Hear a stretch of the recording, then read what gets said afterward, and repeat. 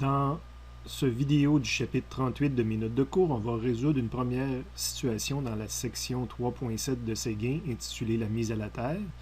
On va résoudre la situation 1, incluant là, un petit ajout qui a été fait dans le texte de Séguin, situation qui s'intitule Un circuit à une maille et dont on peut lire le libellé à la page 263 et 264.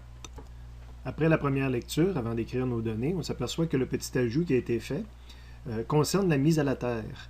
Donc, un endroit dans le circuit où on va statuer, parce que je vous ai déjà mentionné que pour moi, les différences de potentiel, le potentiel électrique, c'est l'équivalent d'une énergie. C'est une unité un petit peu différente pour mesurer une énergie dans le domaine électrique.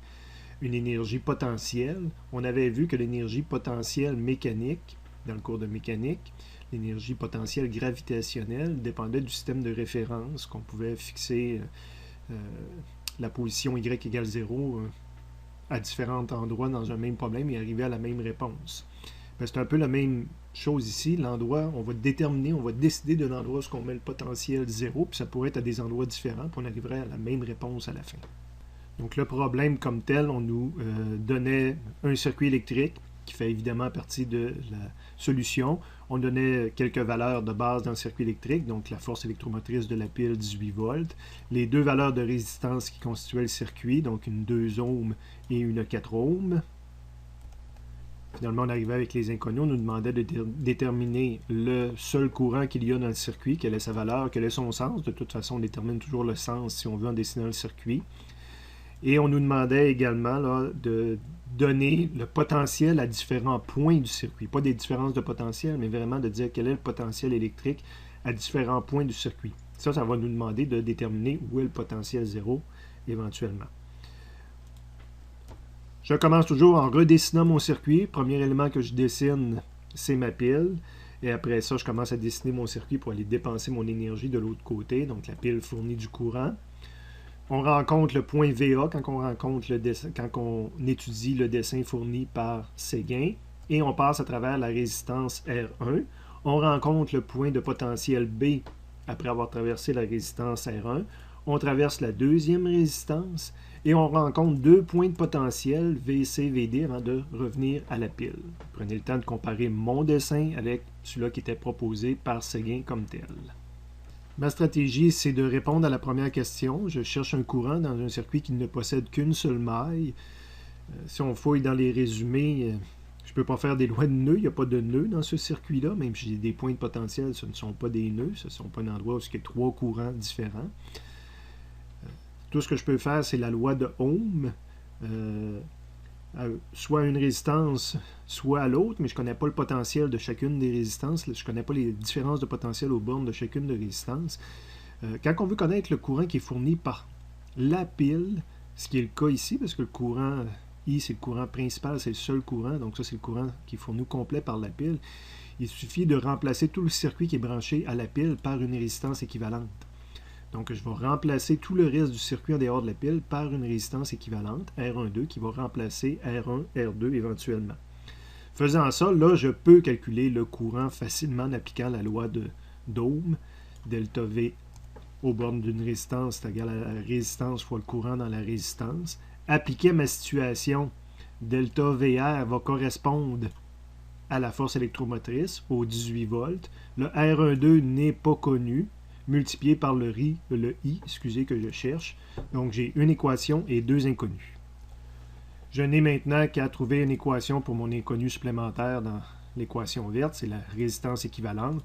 C'est tout simplement cette résistance équivalente-là remplace ces deux résistances-là en série. Donc, je prends la formule de résisteur en série et elle correspond, étant donné qu'on avait juste deux résistances, elle correspond directement aux résistances qu'on a. Puis la R1, c'est 2 ohms.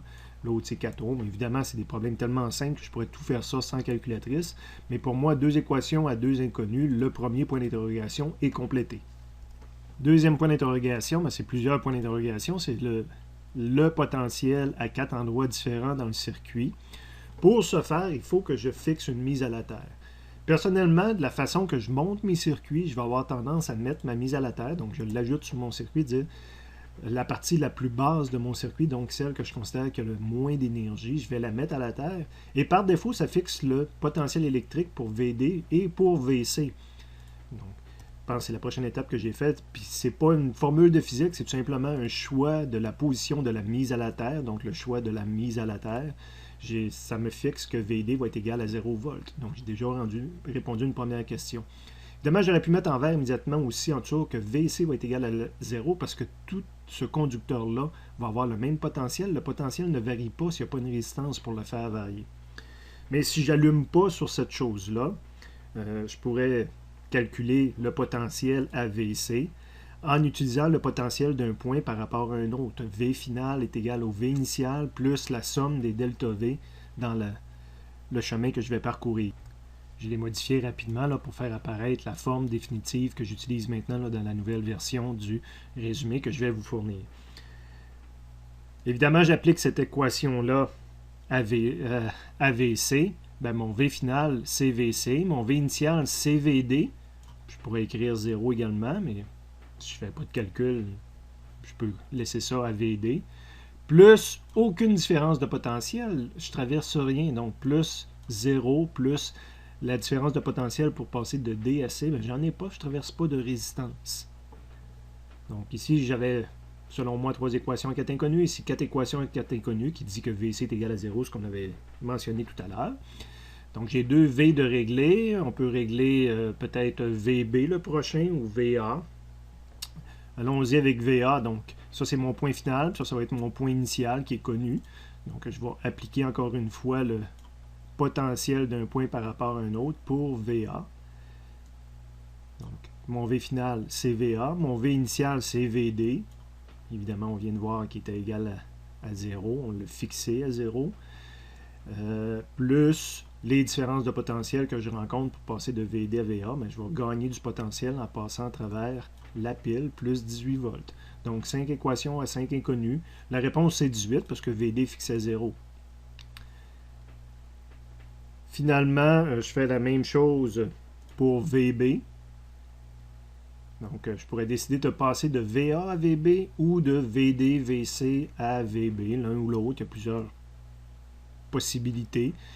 Donc, mon V final, c'est VB. Mon V initial, j'ai choisi de partir de VA. Donc, de partir d'en haut. Et dire, je vais me rendre à VB. Mais quand je me rends à VB, je perds de l'énergie en passant à travers cette résistance-là, comme on l'a vu dans la loi des mailles. Donc, moins delta V R1, qui est ma 6e équation à cet inconnu. Quoique j'aurais, parce que déjà, quand on faisait la loi des mailles, des fois, on remplaçait immédiatement ici par la loi de Ohm, si on veut. Donc, j'aurais pu écrire immédiatement là, que moins 2i, l'équation qui est en dessous ici. Là. Donc là, j'ai été faire une ligne de plus, mais le 2i qui est ici aurait pu s'écrire immédiatement ici. Là, on le faisait quand on faisait la loi des mailles. Où on le fait, ça nous crée une équation de plus, les deux sont possibles. Donc cette équation, cet inconnu, le problème est fini. Donc là, ça a l'air complexe parce qu'il y a plein de petits calculs qui se faisaient automatiquement au fur et à mesure qu'on faisait le problème. Mais je voulais vous enseigner la méthode. Évidemment, quand on veut enseigner une méthode, on prend des problèmes qui ne sont pas trop compliqués. Donc, c'est sûr que là, les réponses me semblent évidentes avant même d'établir le système d'équations. Mais si j'aurais des choses plus complexes, ben, je m'arrêterais quand même à écrire ce que je viens d'écrire en vert et la calculatrice me donnerait la solution, me résolverait ce système de cette équation-là à cet inconnu. Donc, je vous rappelle, là, dans le fond, ce qu'on voulait voir, c'est le nouveau concept de dire des fois, on ne fait pas des boucles complètes. Le potentiel à la fin d'un parcours quelconque, sans être une boucle fermée, c'est le potentiel qu'on a au début, plus les différences de potentiel qu'on rencontre. Fait que cette formule-là, j'ai appliqué 3 fois dans mon circuit là, présentement. La 3e fois, je vous rappelle que ça aurait peut-être été plus court de mettre directement le 2i ici.